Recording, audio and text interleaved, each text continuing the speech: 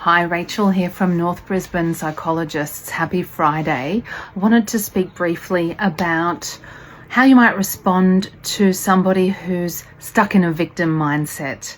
We know this victim mindset, this place of self-pity, because we've all been there ourselves. And it helps to reflect on what you've done to get yourself out of self-pity and a victim mindset.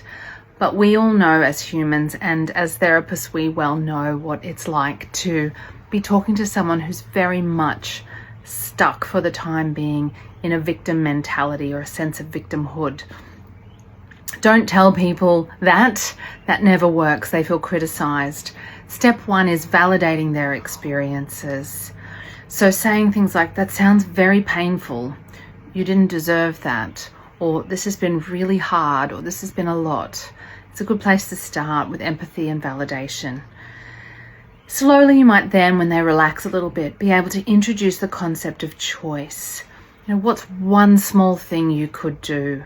Or which bit of this situation do you think might you be able to influence or be under your control? So that if they're saying things like, I can't, and it's not possible, just look for that 5% out of the 100% of the situation that they might be able to influence. Another idea is to help them see some patterns. How do you usually respond when you feel really hurt or when you feel stuck?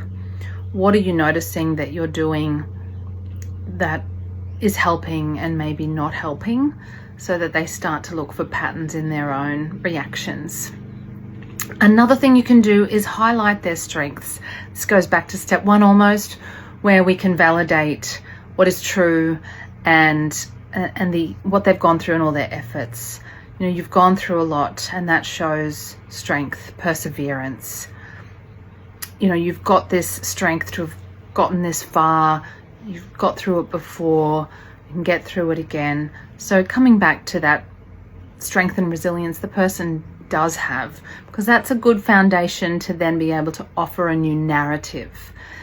People in the victim mindset might be really in the story of, this always happens to me, or people always treat me like this.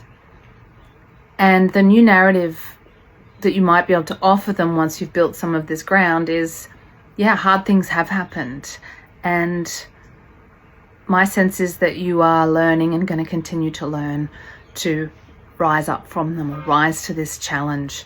So we can have the it's not fair, bad things happen to me narrative, or the bad things have happened and I'm learning, I'm rising to the challenge. Find what Jung called our transcendent function.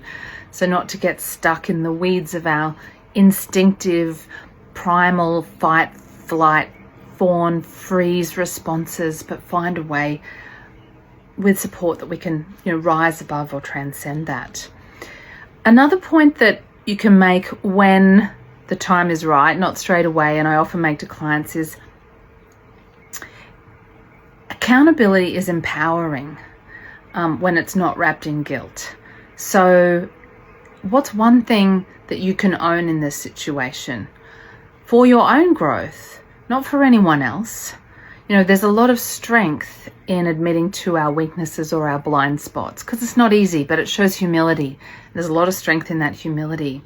And that humility helps us become a little bit more accountable or responsible. And in that responsibility that we can take for the part that is ours or that we can influence, there's empowerment. So we want to support the person to come into some empowerment, find their power in the situation. And last but not least, I think people learn by example. If this is a child or a client or a partner or an ex even, or a friend, if you demonstrate speaking from a place of your personal power in your own life, recognizing your weaknesses and blind spots, not being ashamed of them, being brave and humble enough to admit to them, and finding the power in your own life and speaking from that place, then you are modeling that healing and growth are possible. And we all find inspiration for better or worse, from each other. So there are my tips for supporting somebody to come out of the victim mindset. I'd be interested to hear your thoughts and anything else you have found that's worked for yourself or people you love.